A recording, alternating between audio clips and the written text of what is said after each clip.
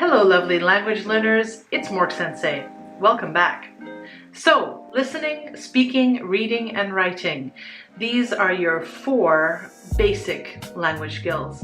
2 of them, speaking and writing, are referred to as productive language skills. This is because you have to produce something, either in spoken or written form. It's challenging to find online tools, especially free online tools, to help you with those skills. You need feedback once you have spoken or written something, and most technology right now still needs to be improved to do that well and for free.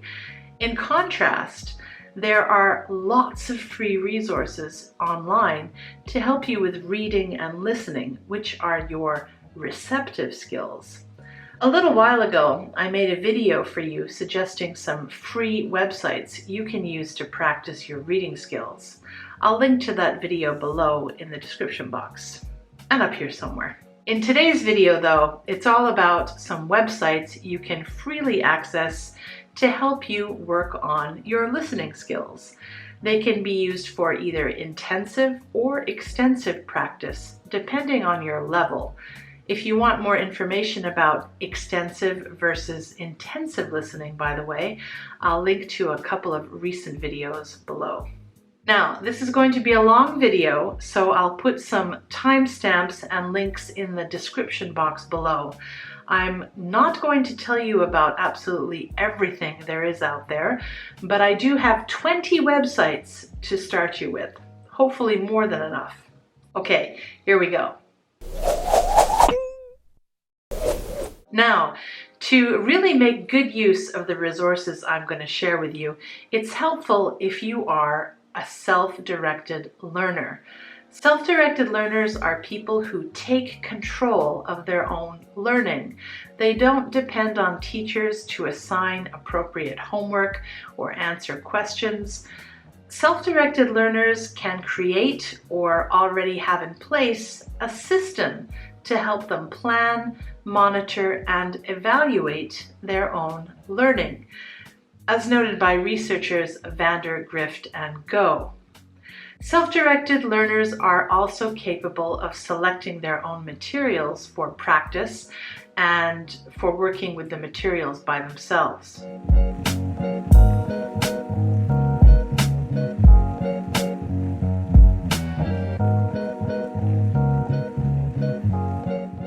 Not all language learners have those skills yet, even more advanced learners. If you're not a self-directed learner yet, don't worry. If you think you need help developing a study plan for any resources you find online, find someone to help you.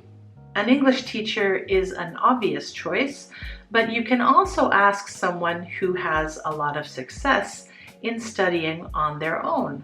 Many of the websites I'm sharing with you today are from an article published by my friend and colleague, Dr. Louise Ohashi, and I'll link to her below.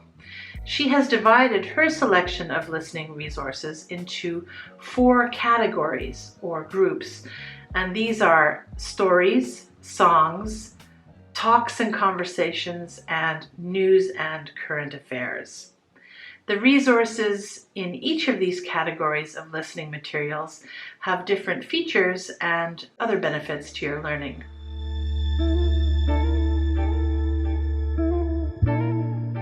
Stories are great for learning another language because they are usually enjoyable and motivating, and you typically get a lot of descriptive language.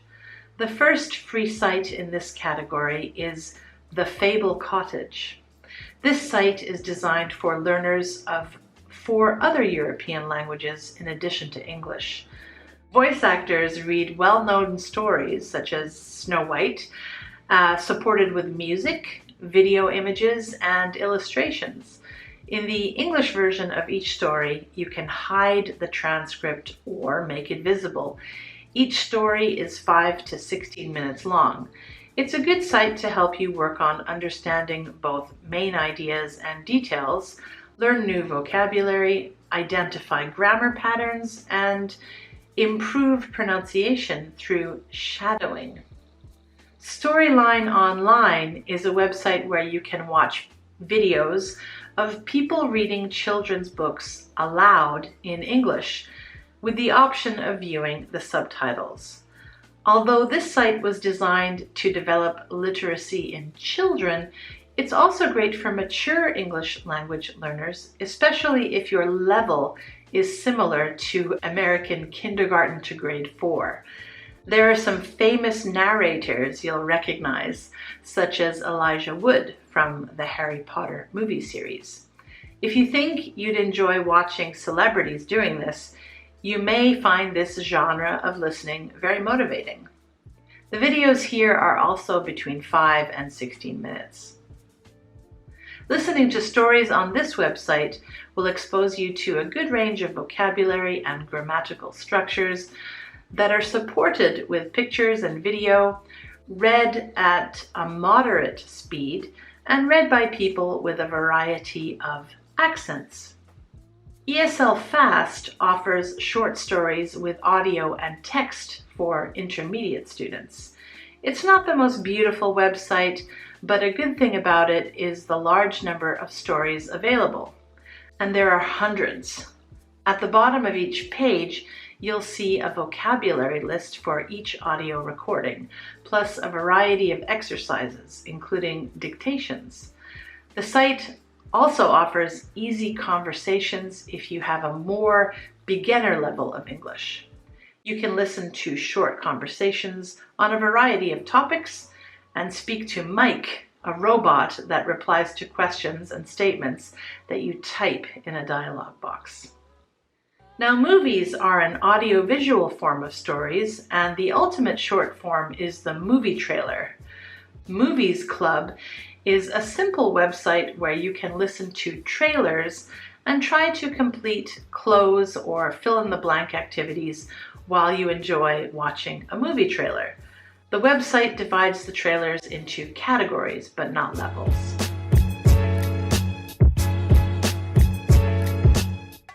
Since it's not only language learners who love songs, the internet offers many websites where you can find the lyrics to all types of songs in many different languages. I'll talk about a couple of options for English language learners here. Lyrics Training is one of the many tools online where you can listen to songs with or without viewing the lyrics. It can be used for both intensive listening and extensive listening. This is a freemium site, which means you get some free access, but then you have to start paying for more. This study aid is popular as an app for smartphones, but can also be accessed through a website. You can sing along to songs in karaoke or karaoke mode, or challenge yourself in game mode, where you complete fill-in-the-gap activities at different levels of difficulty. The system keeps track of your progress, and you can compete with other users to try to get the best score. A very similar type of website, which is completely free, at least while it's still in beta, is Lyrics Gaps. On this site, there is an added Google Translate function where you can hover over a word in the lyrics and it will translate the English word into multiple different languages. You can search for songs by artist or by difficulty level, easy, medium, or hard. Fill in the gap tasks where you type the missing words are at 3 levels, and there is a quiz function where you have to quickly choose between 3 possible words. Registered members can compete with other members to get the best score on this app as well. If you enjoy music, tools like these make for great listening practice because there tends to be a lot of repetition in the chorus, and music lovers generally enjoy hearing songs over and over again, a pleasant way to study on your own. Through lyrics websites like this, you can learn new vocabulary, improve your pronunciation, get used to grammar patterns, improve your spelling, and even increase your typing speed.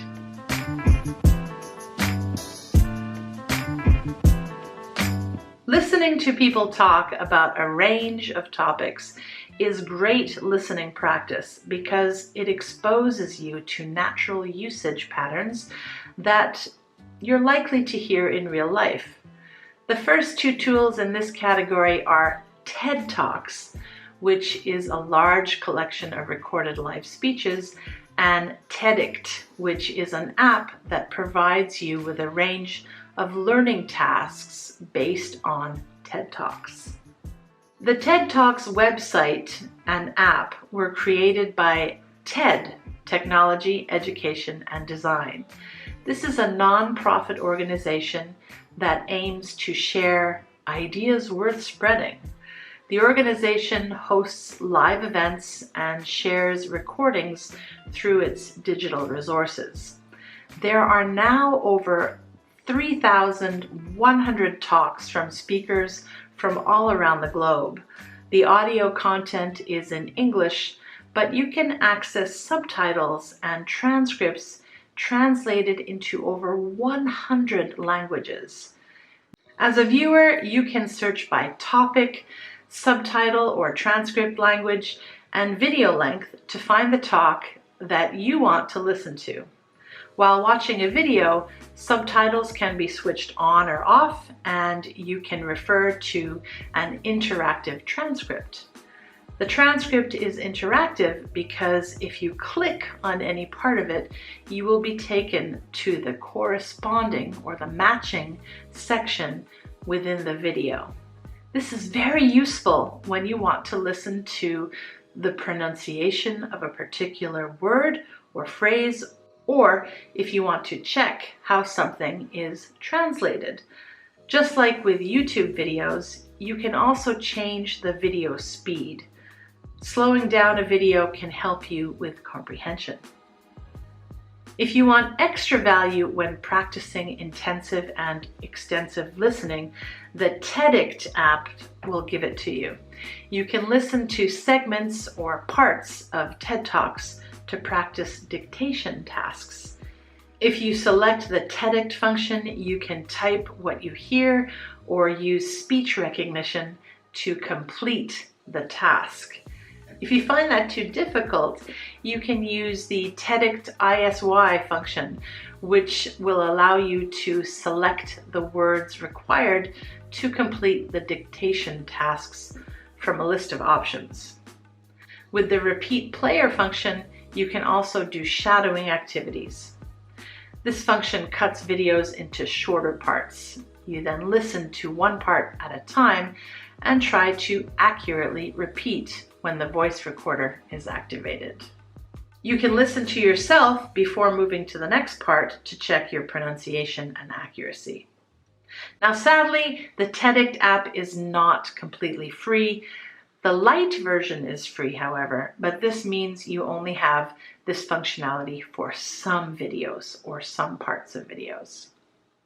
English Language Listening Library Online, or ELO with 3 L's, has been around for a long time. It's a collection of audio and video files that gives listeners access to clips made by speakers worldwide who speak English at various degrees of proficiency. There are over 1,500 audio recordings and 800 videos. Each audio file comes with a script, vocabulary support, and a comprehension quiz. The recordings are short, some less than a minute long, and usually include 1 or 2 speakers. The mixer section of the website allows you to listen to a particular topic from different perspectives. In the 1-minute English video files, 1 or 2 speakers answer a preset question in 1 minute or less. You can listen while hiding the transcript or making it visible, and there are vocabulary lists, additional exercises or quizzes, as well as downloadable links. You can search for audio and video recordings by English level. There are 6. You can search by topic, media type, or speaker nationality. The nationality of speakers is useful for you if you want to hear different English accents from around the world.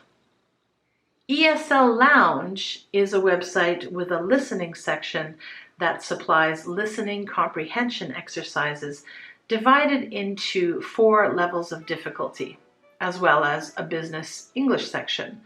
There's a transcript that you can download with the audio file, and there are different kinds of comprehension exercises, multiple choice, close, true, false, etc. There are no pre-listening or follow-up activities, however. The British Council's Learning English has a great listening practice section that is helpfully organized by CEFR. You can find short listening activities at the A1 or A2 beginner level, the B1 and B2 intermediate levels, and the more advanced C1 level. You can take a test online to get an idea of your level too. There are plenty of accompanying activities on screen and for download. The British Council also have a special site for teenagers, which is great if you're a high school or even a university student, as the topics are more related to your needs. ESL teacher Randall Davis put together a very impressive site some years ago called the Cyber Listening Lab. His site is filled with listening quizzes. One of the things you'll notice right away about the site is that the quizzes are divided into easy, medium, and difficult. Each quiz comes with a pre-listening activity, a multiple choice quiz based on the listening, and post-listening activities that include vocabulary exercises. These are wonderful, ready-to-use listening activities. Talk English has listening lessons for basic, intermediate, and advanced levels. You can listen to a conversation, complete a multiple choice quiz, and read a script of the audio. You can use the website for free, but if you pay a one-time fee, you get unlimited downloads, which includes hundreds of dialogues at different levels. I think the advanced section is not really that advanced, so if you're an intermediate learner, try it. Sean Banville is an experienced EFL teacher who runs many websites for language learners. I'll talk about him again later, but in this section I'll mention his site, Listen a Minute. On this site, which is for elementary to pre-intermediate students, you can select a listening lesson from almost 500 options according to topic, arranged alphabetically on the main page. With each 1-minute audio recording on the topic you choose, you can try the online quiz, read the script, do a fill-in-the-blanks listening activity, and do other activities on grammar, spelling, and/or vocabulary for the lesson. There are even discussion questions, writing prompts, and other follow-ups that are useful if you have a study partner or if you want to journal. There's an answer key provided as well.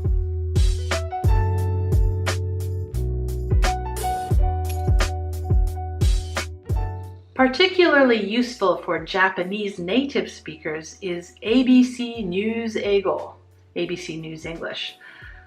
This website is produced by Japan's national broadcaster, NHK. The materials are aimed at Japanese speakers who are learning English, with the interface in Japanese and all English listening tasks offering Japanese support. So if you're not a native speaker of Japanese, probably you don't need this one.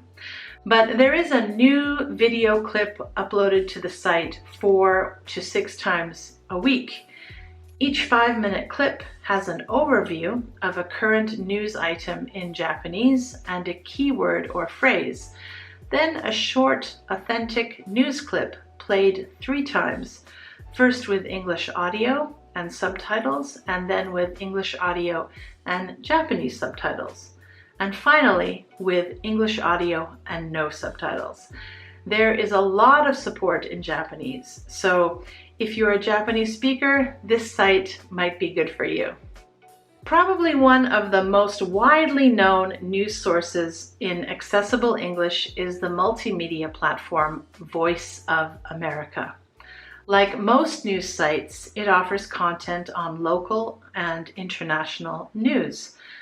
There are many different parts to it. There is level-specific content specifically for learning English at learningenglish.voanews.com.